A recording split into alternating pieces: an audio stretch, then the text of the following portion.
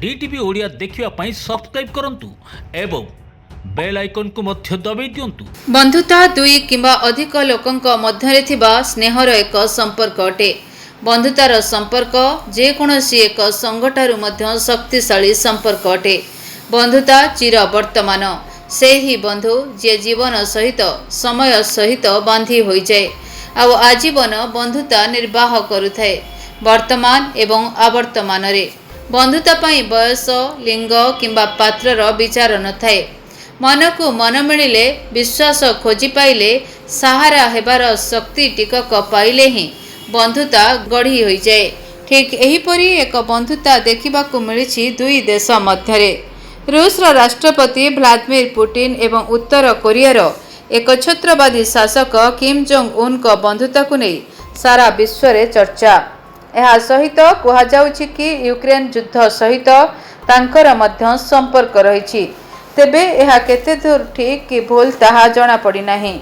Putin एवं किम का संपर्क एभली जे उभय परस्पर को पठाउचंती स्पेशल गिफ्ट।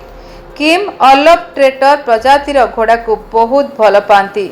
से यह पूर्वर मध्य एही घोड़ा चढ़ुतिबार नजर को आसीचंती, किंतु एही समय एभली उपहार अनेक गुरुत्व बहन करे।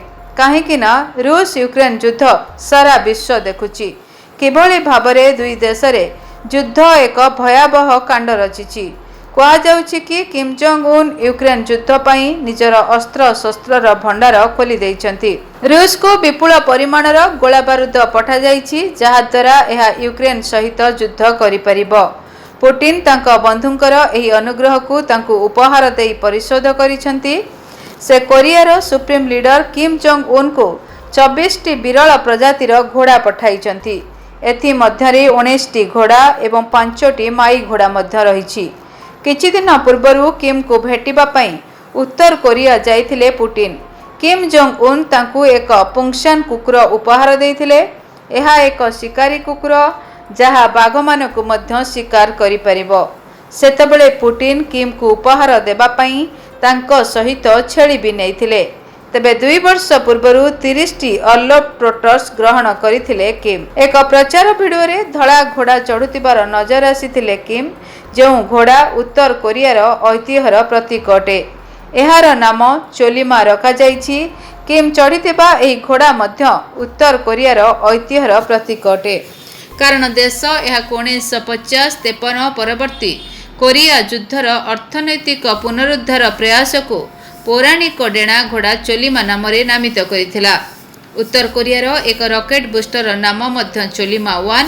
केवल सेतिकी नुह, जून मासरे किम पुतिन को एक पंक्शन कुकुर स्थानीय शिकार कुकुर प्रजातिर उपहार देइथिले। कारण निकट अतीत दुई नेतांक मध्यरे बंधन बढ़िबार लागिछि। पुतिन अगस्ट रे किम 447 टी छेली मध्य उपहार देइथिले। जदि आपणक जीवन रे व्यक्तिगत पारिवारिक समस्या, कर्मक्षेत्र नियुक्ति, वैवाहिक समस्या, वास्तु दोष एवं माली मकदमा आदि समस्या थाए, ताहेले समस्यार समाधान और परामर्श पाई आमकु जोगाजोग करंतु। ज्योतिर्विद doctor Bhabani Shankar Mahapatra, Budheswari colony, plot number 26, Bhubaneswar. Phone number 9776833302 9439444924।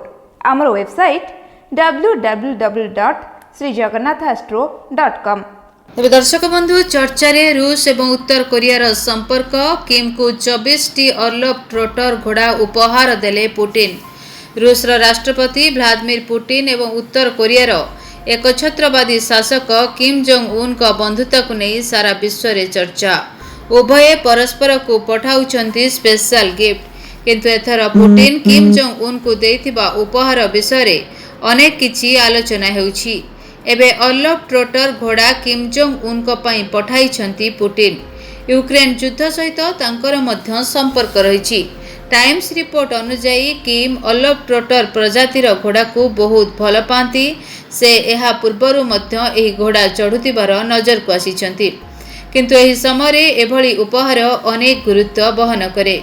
वास्तव में किम जोंग उन यूक्रेन युद्ध पई निजर अस्त्र शस्त्रर भंडार खोली दैछंती।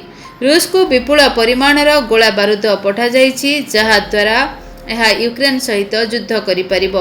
ପୁଟିନ ତାଙ୍କ ବନ୍ଧୁଙ୍କର ଏହି ଅନୁଗ୍ରହକୁ ତାଙ୍କୁ ଉପହାର ଦେଇ ପରିଶୋଧ କରିଛନ୍ତି। ସେ କୋରିଆର ସୁପ୍ରିମ ଲିଡର କିମ୍ ଜୋଙ୍ଗ ଉନ୍ଙ୍କୁ 24ଟି ବିରଳ ପ୍ରଜାତିର ଘୋଡ଼ା ପଠାଇଛନ୍ତି। ଏଥିମଧ୍ୟରେ 19ଟି ଘୋଡ଼ା ଏବଂ 5ଟି ମାଇ ଘୋଡ଼ା ମଧ୍ୟ ରହିଛି। କିଛିଦିନ ପୂର୍ବେ କିମ୍ଙ୍କୁ ଭେଟିବା ପାଇଁ ଉତ୍ତର କୋରିଆ ଯାଇଥିଲେ ପୁଟିନ। କିମ୍ ଜୋଙ୍ଗ ଉନ୍ ତାଙ୍କୁ ଏକ ପୁଙ୍ଗସାନ କୁକୁର ଉପହାର ଦେଇଥିଲେ। ଏହା ଏକ ଶିକାରୀ କୁକୁର ଯାହା ବାଘମାନଙ୍କୁ ମଧ୍ୟ ଶିକାର କରିପାରିବ। ସେତେବେଳେ ପୁଟିନ କିମ୍ଙ୍କୁ ଉପହାର ଦେବା ପାଇଁ ତାଙ୍କ ସହିତ ଛେଳି ନେଇଯାଇଥିଲେ। ତେବେ 2 ବର୍ଷ ପୂର୍ବେ 30ଟି ଅର୍ଲୋଭ ଟ୍ରୋଟର୍ସ ଗ୍ରହଣ କରିଥିଲେ କିମ୍। ଏକ ପ୍ରଚାର ଭିଡ଼ିଓରେ ଧଳା ଘୋଡ଼ା ଚଢ଼ୁଥିବାର ନଜର ଆସିଥିଲେ କିମ୍। ଯେଉଁ ଘୋଡ଼ା ଉତ୍ତର କୋରିଆର ଐତିହ୍ୟର ପ୍ରତୀକ ଅଟେ, ଏହାର ନାମ ଚୋଲିମା ରଖାଯାଇଛି। ତେବେ ଦର୍ଶକ ବନ୍ଧୁ, କିମ୍ ଜୋଙ୍ଗ ଉନ୍ ନିଜର ଏକଛତ୍ରବାଦୀ ଶାସନ ପାଇଁ ସାରା ବିଶ୍ୱରେ ବେଶ୍ ଜଣାଶୁଣା। ବନ୍ୟା ସ୍ଥିତି ନିୟନ୍ତ୍ରଣ କରିପାରିଲେ ନାହିଁ ବୋଲି 30 ଜଣ ଅଧିକାରୀଙ୍କୁ ଏକାଥରରେ ଫାଶୀ ଦଣ୍ଡ ଶୁଣାଇଛନ୍ତି ଉତ୍ତର କୋରିଆର ରାଷ୍ଟ୍ରପତି କିମ୍ ଜୋଙ୍ଗ ଉନ୍। ଆଜ୍ଞା ହଁ, ଜଣେ କି 2 ଜଣ ନୁହଁ, ଏକାଥରକେ 30 ଜଣଙ୍କୁ ଫାଶୀ। ଉତ୍ତର କୋରିଆରେ 30 ଜଣ ବରିଷ୍ଠ ଅଧିକାରୀଙ୍କୁ ଫାଶୀ ଦଣ୍ଡ ଶୁଣାଇଛନ୍ତି ଉତ୍ତର କୋରିଆ ରାଷ୍ଟ୍ରପତି କିମ୍ ଜୋଙ୍ଗ ଉନ୍। ଏକାଥରକେ ଏତେ ସଂଖ୍ୟକ ବରିଷ୍ଠ ଅଧିକାରୀଙ୍କୁ ଫାଶୀ ଦଣ୍ଡକୁ ନେଇ ପୁରା ବିଶ୍ୱରେ ଚର୍ଚ୍ଚା ଜୋର ଧରିଛି। କାହିଁକି ଏତେ ଜଣଙ୍କୁ ଫାଶୀ ଦଣ୍ଡ ମିଳିଲା, ସେମାନଙ୍କର ଭୁଲ କ'ଣ ଜାଣିଲେ ଆପଣ ବି ଆଶ୍ଚର୍ଯ୍ୟ ହୋଇଯିବେ। ଦେଶକୁ ବନ୍ୟା ସ୍ଥିତିରୁ ରୋକି ନ ପାରିବାରୁ ଏପରି କଠୋର ଦଣ୍ଡ ଶୁଣାଇଛନ୍ତି କିମ୍ ଜୋଙ୍ଗ।